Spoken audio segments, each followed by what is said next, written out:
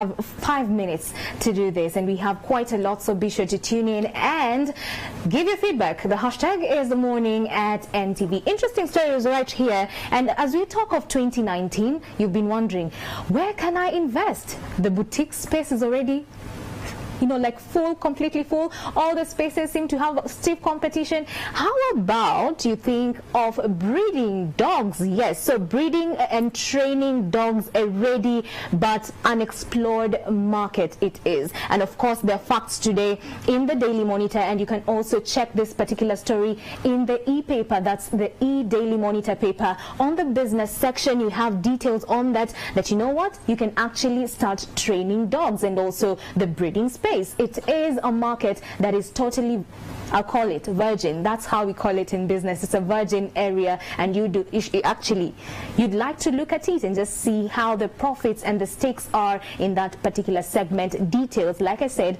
are on the e-paper of the Daily Monitor, the business section. You can also grab your copies. We said that the copy goes at only 2,000 shillings, so be sure to grab that. New opportunities for 2019. Moving ahead, we'll be talking about agriculture. Let's see if we can get that. We'll be talking about agriculture, and so details on agriculture go as far as now we can actually improve our agricultural sector, and this is in the value chain. Now, farmers can actually breathe a sigh of relief as blockchain has actually come to your rescue. Now, blockchain tech eases traceability in the farming value chain. Now, as you read this particular story, of course, be sure to grab the details on your Daily Monitor and also in the e-paper. Now, this apparently is blockchain comes in to ease the payment and eliminate the exploitation of middlemen in the coffee value chain. And it's not just in coffee, but in any other crop that you're actually, engaged in. And so this is based on a Ugandan government. Get the details. I won't mention them here because of advertisement issues, but be sure to get the details. It's been tried out, and it could be the solution that you've been looking for. Now, according to what they're saying is that with regards to this particular blockchain now being embraced to just cut off the middlemen, once you embrace it and once the middlemen actually cut off, now you, the farmer, you get to earn much more, because now you get to lose a lot of money because of middlemen who connect you to your consumers. So how about you embrace technology? The show today has been on innovation, so blockchain is the solution for you. Now, moving on, there's this particular story. Do you remember in the 90s? Do you remember DVD players, DVDs as well? Do you remember the VHS tapes in the 90s? Let's see if you were born then. And so in this conversation, I'll just walk directly to the set. I'm joined by Miss Juliet Namfuka. She is a researcher at the Collaboration on International ICT Policy in East African and South Africa as well. So I've taken my seat. Welcome to the show. Thank you very much. Welcome to the show. So we've seen this particular story, and DVDs are dying off. They're phasing off. We're actually just making a countdown to them phasing off completely. And with regards to this story, we had reporters on the Daily Monitor who went down and did this particular research, got to speak with people in this particular space who sell electronics as well, and they're saying, you know what, the sales are dipping as well. So just break it down for us. Is it that now we are embracing more cooler options to watch our music and movies as well? Well, good morning to the viewers. I think what we're seeing is the evolution of technology happening. Way before the DVDs, as you've mentioned, there was VHS. Way before VHS, there wasn't really a platform or a device that people were watching video on. It was TV, right? It was people going out to the cinemas before TVs came into the home. Right. So it is the natural progression of technology, the natural progression of people adopting different behaviors in the way they consume media and in the way they purchase media. So yes, we are seeing DVDs not so much being a priority as much as they were before. But we're also seeing the introduction of new trends in terms of technology. We're seeing the introduction of Netflix, right, the consumption of more live streaming content, or people individually deciding to go and download whatever it is that they want. Of course, there's issues around copyright, much as there was even in the age of DVDs, which are mostly pirated in many developing countries. that also affecting the greater industry. Right, and of course our focus right now, especially for this conversation, is the players in that particular sector. The young people, especially the youth, who found, you know, a place where they could call, this is my place of earning bread and butter. And with this particular phasing off, how can they adjust to the growing trends of technology, so to speak, so they just don't lose their earnings, so to speak? Yes, one thing we've noticed is the youth are the early adopters of technology. So yes, they'll complain, but they've also jumped onto the new forms of technology. They're looking for alternative ways of generating income online. So while they may not be selling DVDs as they were previously, they're now doing something else online. They're selling products online. They are selling services online. And there's a diversity of jobs that people are pursuing online. It's real estate they've gone into. It is the business of buying and selling cars. The clothing industry, as you had mentioned earlier, you spoke of the boutique industry being filled up.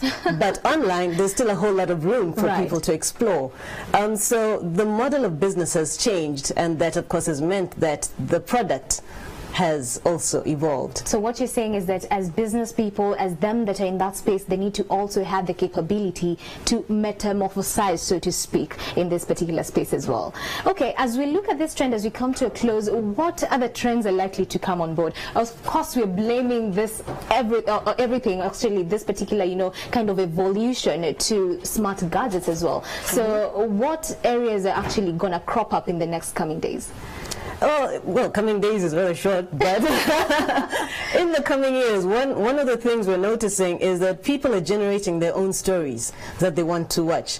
In Uganda, the Wakaliwood rather has grown as an industry. Right. And it's content being consumed by Ugandans for Ugandans. So we're seeing a lot of people deciding that this is what I want to create, this is what I think my peers are interested, and that is what I'm going to do.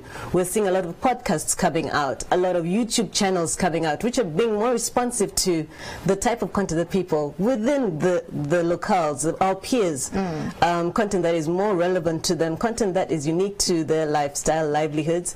So we're seeing an evolution of people consuming more local content as opposed to content that was coming from overseas. And so there is the pros and cons, but that is one of the benefits that we're seeing people choosing to tell their own stories. So we're getting more local languages coming online. We are getting more people narrating experiences which are more relevant to the lived experience as opposed to consuming the Hollywood. Okay. Speaking of innovation, because the show today has been largely innovation conversations, and as we look at the young people who are in this tech industry, let's focus on entertainment, because when we talk about DVD, VHS, you know, players, those days, the 90s, the 80s, if there's an innovator looking at us today in the space of entertainment, what's a promised land or a promised area that has not yet been tapped into that they could maybe think of and actually earn profits from, so to speak? Okay, I think in our context, one of the promised land is, as I mentioned earlier, stories that are relevant to you. Okay. We are now seeing platforms like Netflix taking over or rather changing the entertainment industry. We are seeing content like the story of Wakanda. Coming in and changing the dynamics of how people have perceived Africa. How people you are Wakanda yourself with the headdress, hey? We have to be Wakanda. So we're seeing more stories which are relevant to us as Africans coming out. And that is where the golden opportunity lies, because for a long time, a lot of the entertainment industry has been us consuming outside entertainment more than generating. It has been there, but not enough. Right. So that there's a whole lot more opportunity, to collaborate across borders, across types of entertainment fields. So that's a golden opportunity that is yet to be explored in a whole lot of an innovative way, and that includes the utilization of the various technologies that we have. We're seeing songs being produced across borders using these very simple technologies. How do you then market it to the different audiences and get a profit out of it without somebody pirating it and all of that? You mentioned blockchain. What role does blockchain then have to play in the entertainment industry in Africa, in Uganda? So when you talk of the Promised Land, it's a big place. It's a whole planet. So we're looking forward to the innovations that come out there. It's really open for the taking. Thank you so much, Juliet Nanfuka, researcher at the Collaboration on International ICT Policy in East Africa and Southern Africa. Well, thank you so much for joining us. And of course, we need to bring you back so we can get to talk about blockchain and entertainment. What's happening in that space? Now it's happening in agriculture, so exactly. Never know. The Promised Land is big. The Promised Land is indeed big. Let's look out for that, innovators. It's time for us to wake up. There's a lot of opportunity in that space. Let's fight this thing we call unemployment. Thank you so much for being part of our conversations this morning. #morning@NTV. Keep your views coming. We actually do look at them because they're those comments that inform our content here on the show. Do have yourselves a blessed day.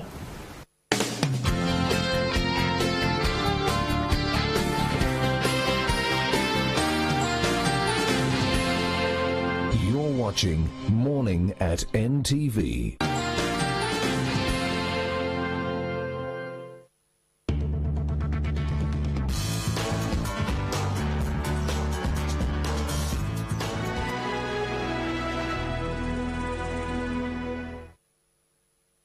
The Civil Society Budget Advocacy Group is pleased to invite the general public to watch exciting discussions about the